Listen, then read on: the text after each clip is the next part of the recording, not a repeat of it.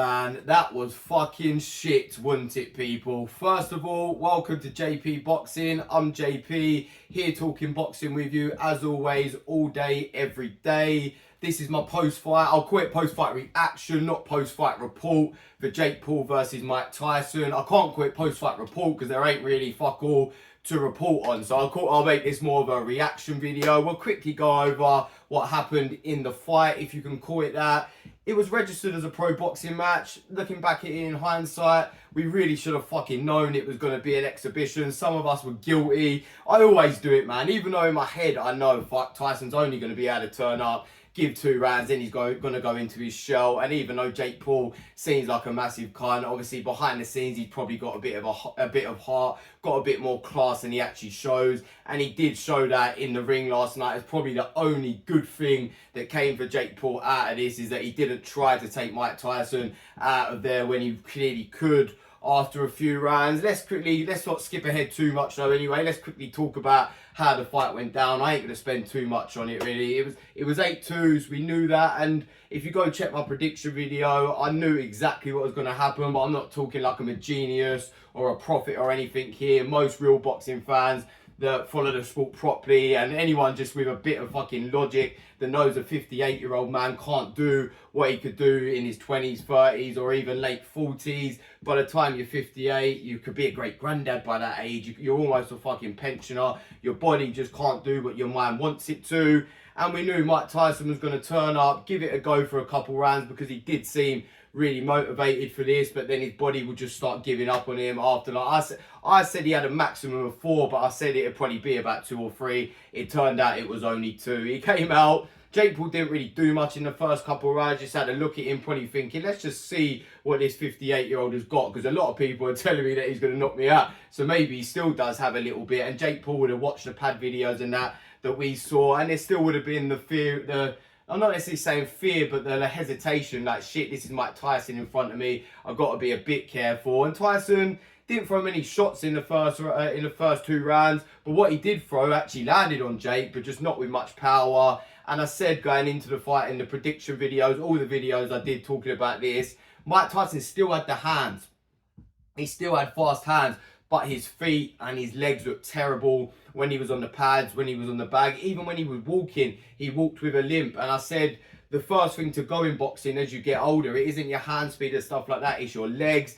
And for any fighter, once your legs go, you're pretty much fucked. But for a fighter like Mike Tyson, who relied heavily and solely sometimes on being in and out as a shorter fighter with those fast feet, the spring in his steps, as he powers up from the floor with his legs and his hips, all the way through his body with those uppercuts, I knew he didn't have that anymore. So I knew he really probably wasn't going to be able to trouble Jake Paul, unless he did land a really big arm shot with Jake Paul just being stupid and lunging in or something.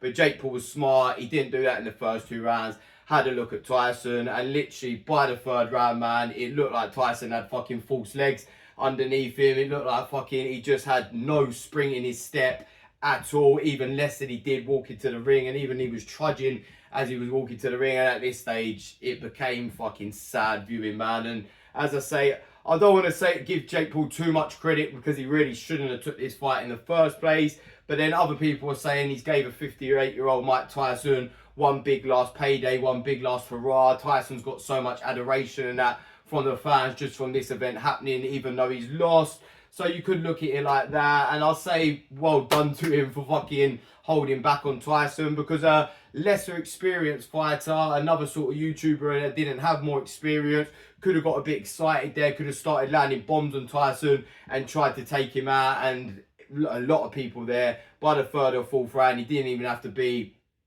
an experienced boxer. Even like, I'm not saying Jake's an experienced boxer, but he's done a bit now. He's fought with few pros and stuff like that. Even a fucking KSI or someone like that could have probably unloaded on Tyson in that 3rd or 4th, 5th round onwards and knocked him off a balance, because he had just completely lost his legs. But Jake Paul, he did have a bit of control. That actually showed me a little bit that maybe he started to learn a bit more as a boxer, because as you start to develop as a boxer, you'll see when you put like a novice in with a pro boxer or someone who knows what they're doing sparring, the pro one, he can handle that. He can let you tee off in him a bit. He can stand in front of you. He can throw light shots. while still looking good. Whereas if you put a novice in with someone who's slightly more experienced but not really developed too much yet and a bit of a beginner themselves, they'll tend to get a bit more excited and still try to knock you the fuck out. So I was impressed with that with Jake Paul. Flicked out some fast jabs, threw the right hand, but with no real serious power in it. He also done a good job to fool fans that are slightly less experienced,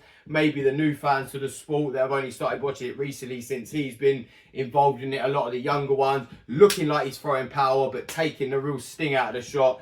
Done a good job at that too. It was a stage fight, man. Let's be honest.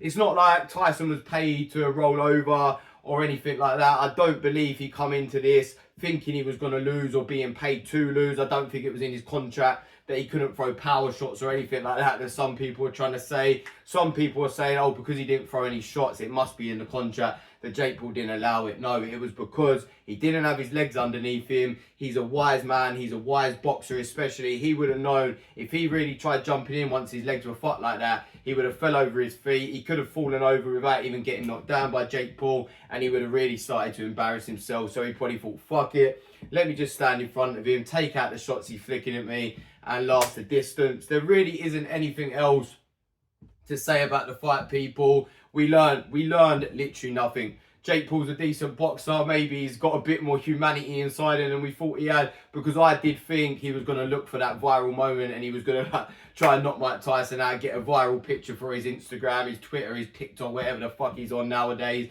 whatever he's fucking doing to make money on social media. Having a picture of him standing over Tyson, even though it would have been so hated, it would have gone viral. So I thought he was going to go for that, but he did show he's got a bit of humanity. Mike Tyson showed that Father Time is undefeated. You can be the best boxer of all time. You can be the best in shape 58-year-old on the planet. You won't see many 58-year-olds with a better body than what Mike Tyson had going into this fight. You wouldn't see many 58-year-olds that look better on the pads and on the bag and that when he's fudding it, even when he was doing the little strength for conditioning circuit with the bands and stuff like that. I thought, shit, when he's sprinting and that, I was like, youngsters get tired doing that. He's looking good, but in that ring, Father Time is undefeated. If you're fucking 58 years old, you ain't going to be able to compete with a youngster unless that youngster's absolutely shit. And Jake Paul, as much as people hate on him, ain't absolutely shit anymore. He's decent. Not saying he's decent to go and get in with other pros that are fucking like even Southern area sort of level. They might still beat him, but compared to these other YouTubers and that, he is like a pro prospect now. He's a boxer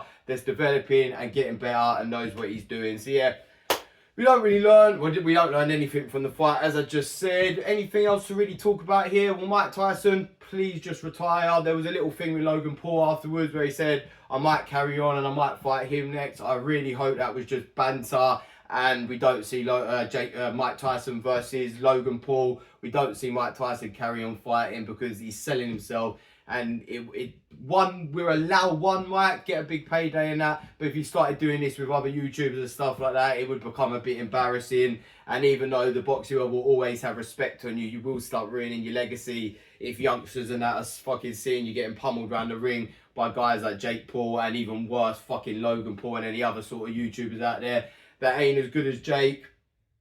So yeah, please just enjoy old age, accept old age, and enjoy a retirement, please, Mike. In terms of Jake Paul, man, just fight a real fucking boxer that's young and fucking has got a bit about him. Have a rematch with Tommy Fury. Show us that you've improved. I've said time and time again now, I think Jake Paul could actually beat Tommy Fury now. Because one thing I give Jake Paul credit for, he does train hard. He does take the sport serious, even though it doesn't seem it by his opponent choices sometimes. But since they fought, what was it, like a year and a half ago or something, Jake Paul has stayed dedicated and tried to improve and fought a couple pro boxers in there. Tommy Fury's fought fucking KSI and hasn't been training by the looks of it outside of that. He's become more of a sort of like wannabe celebrity than Jake Paul. Jake Paul's gone from wannabe celebrity to a aspiring boxer that's taking the sport serious. Tommy Fury's gone from a boxer growing up in a serious boxing family to a wannabe celebrity. They've kind of like swapped roles now. So yeah, I'd like to see that rematch. I think Jake Paul would beat him now. If not, go for Carl Froch or Tony Bellew or someone like that. Go for a boxer who's retired if you want to keep doing the retired fucking taking out the legends sort of journey. Go on that and become the real villain of the sport. But Carl Froch would absolutely knock the fuck out of Jake Paul now. Tony Bellew would fucking throw him around the ring like a rag doll, treat him like a little bitch, and smash the shit out of him. Although I think Jake Paul's getting better, he's not ready for guys like that yet. And these are guys that have been retired, that are in their early 40s and retired for six or so years. If you're looking at boxers that are actually fighting now, go for like an area level or something like that. I was looking through a box rec and I was going down in the cruiserweights because he'll drop out a heavyweight now for sure. He ain't going to be able to compete with any serious heavyweight professional boxer.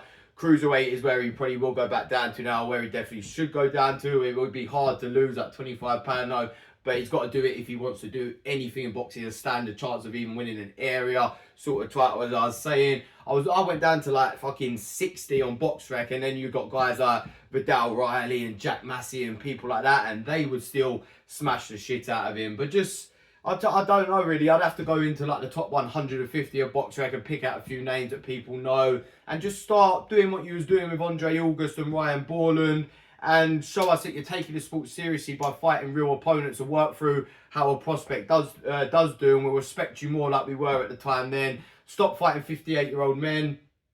Stop fighting men in their fucking late 40s and 50s. Stop calling out Canelo afterwards when you know yourself, even though he's deluded Jake Paul, but he knows he can't beat Canelo yet. He said Canelo needs him afterwards. He's using Canelo's name for people to try and think that he actually wants to fight a real fighter. Don't worry about Canelo. Go and fight a few good pros and then see if you can knock on the door of someone like Canelo when he's thinking about retiring, and if he'll let me fucking wipe out this YouTube kid now who keeps calling my name. Imagine being Canelo, because he probably up until like 2-3 years ago had no fucking idea who Jake Paul was, because I doubt he's that famous over in Mexico. Or I know, but Canelo does live in America, so he might have heard of him. But yeah, Canelo probably think, who the fuck is this random fucking blonde kid calling me out? But now Jake Paul's starting to make a bit more noise. Even these serious fighters, if they're looking for an easy payday, might think about fighting him. But then if you've got respect for yourself in your boxing career, probably not. I'm going to leave it there, people, before I babble on about Jake Paul too much.